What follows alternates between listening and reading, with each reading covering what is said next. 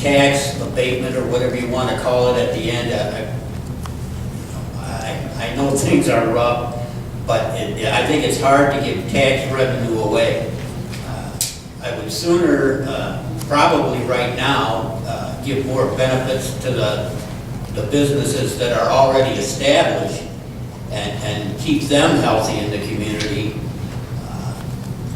Because as far as commercial development in Haynesville, we probably have 25, 30 acres, which is not a very big amount when you have, other developments with 200-300 acres that are sitting idle right now waiting to develop. Thank you, Gary. Next question, gentlemen. What plans do you have to include the whole village in decision-making? And we will start with Mr. Priest, please. Basically, just allowing them to come. They do come to the meetings and express their comments and their opinions. But be open, be available for people to come to us, and make sure that whatever questions they have, we could answer, and not be shying away from it and say, well, this is what it is. Make sure that we do have answers for them on what the questions they have and what they need to be satisfied with our decisions and our decision making. Thank you, Walter. Kevin, please. I think it's, once again, it's, attend your village board meetings, make yourself as a trustee accessible. I think that's the easiest way to sit down and talk to me. I've never, ever hidden behind voicemail or email. Anytime somebody's had a question, come on up and hit me with it, and I'll give you a straight answer to the best of my ability that I can. And if I can't answer the question, I go get the resources to find you or the entity that is asking the questions the answer. As for decision making, that has to be a group consensus amongst the board, and we always need feedback from our voting constituency. That's the whole reason for this forum today, is to get ideas, to sit down and listen to what people within the community have to say. Thank you, Mr. Mayor. Mr. Walkington, please. Well, I think we make ourselves accessible as possible. If you're asking how we can get the village more involved, that's pretty much impossible when you get right down to it. We have basically, the same 10, 12 people that come to every board meeting. I suppose the best way to get the community involved is to say something stupid. So, other than that, we're on the internet, we're on YouTube now. Basically, people have to want to show up. That's all I have to say about that. Thank you, Mr. Walkington. And finally, Mr. Powell, please.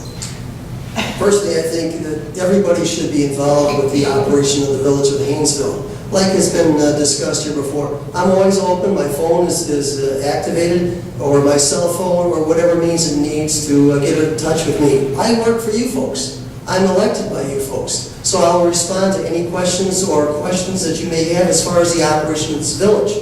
As far as a good plug for Minnesota, I think she has done an excellent job for alerting everybody through their telephone calling system, whether that is snow or moving vehicles. I think our newsletter is excellent. But there's a lot of communications that go on from the village of Haynesville that is worthwhile for everyone to listen, whether not coming to a meeting. But people should be involved with this community, because unless we have the community's response or cooperation, we can't go on any further. But as far as contacting any one of us, please do. Thank you. Thank you, Tim. Next question, gentlemen. What are your plans for saving money in the village? And Mr. Walkington, if you would begin, please. Well, basically, we pretty much cut everything. As far we have a balanced budget every year. Basically, we have money in the reserves for certain other projects that, if something major would crop up that isn't in the budget,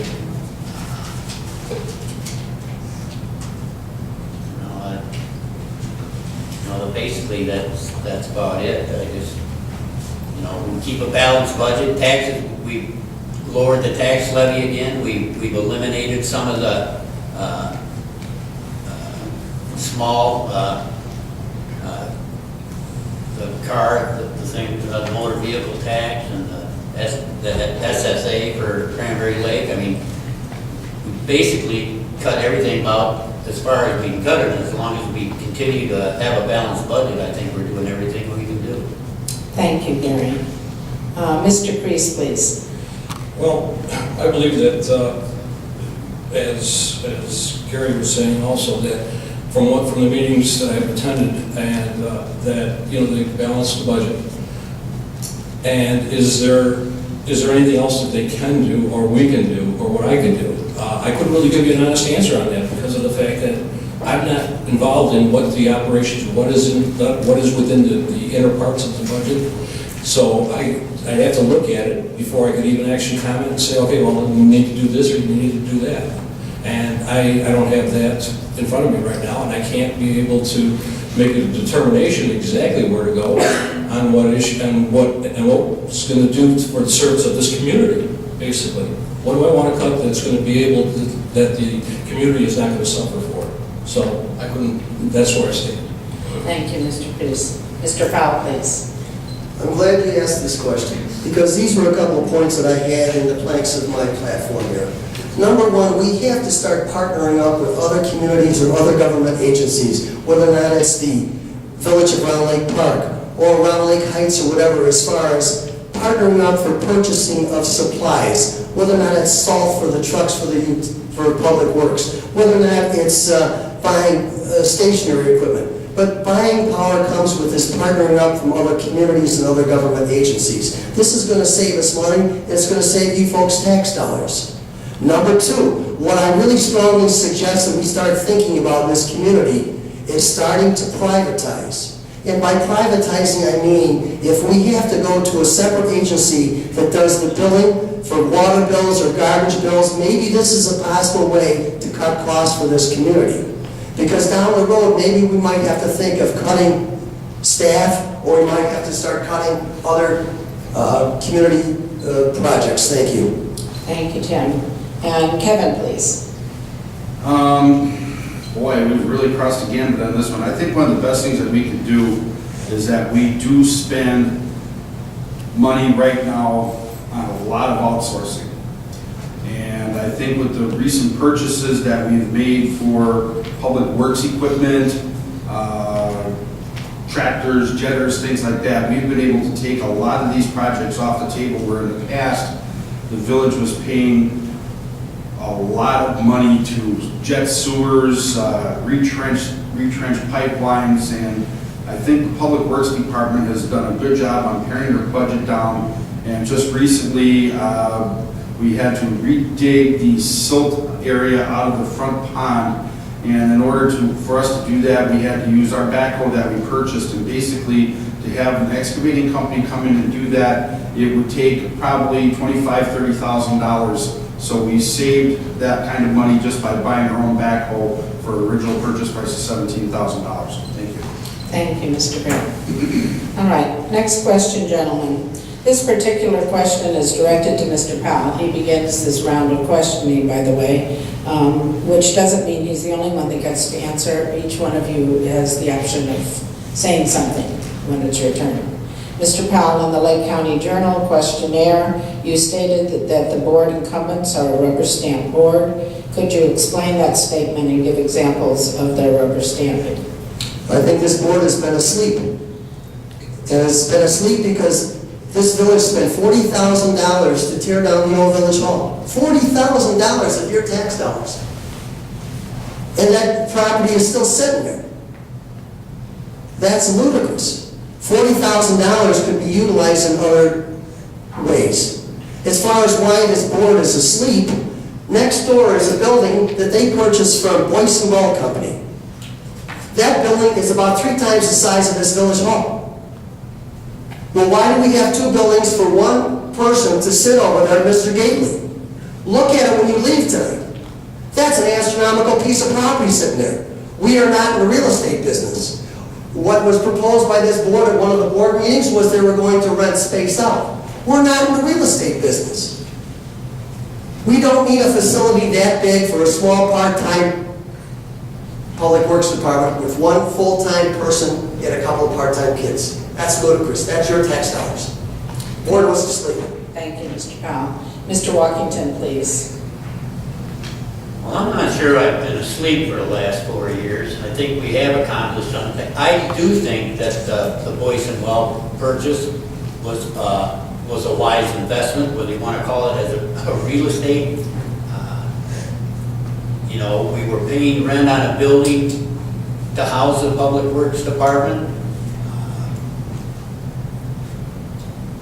I think it was a good purchase. I do. As far as tearing down the old village hall, and it wasn't quite 40,000. What the price was a good move. I mean, the building needed to be gone. The property is worth more now than it was with the building on it. So, did we spend money? Yes. Is it worth more today? I would say yes. Thank you, Mr. Walkington. Mr. Barrett, please. I myself haven't been asleep. Number two, I don't rubber stamp. I've gone head to head and toe to toe with everybody on the board and the mayor from time to time. If I didn't feel that a decision was right, or I would step up to the plate and speak my mind. Number two, the Boyce and Well building I think was a great investment. Because number one, we're generating revenue with that building from the telephone towers. We've got a well on that property that is big enough to back up any well within the village if our infrastructure has an issue or goes down. And number three, yeah, there's other communities that are interested in renting space from us, which will generate revenue. So by the time that this is all over with, it's actually going to be a revenue maker for us, and we aren't laying out money to other entities to pay for rent to put our public works and people, our equipment into. I think it was a great one. I don't think I was asleep at the switch on this one. I'm sorry, ladies and gentlemen, but I don't rubber stamp. Thank you.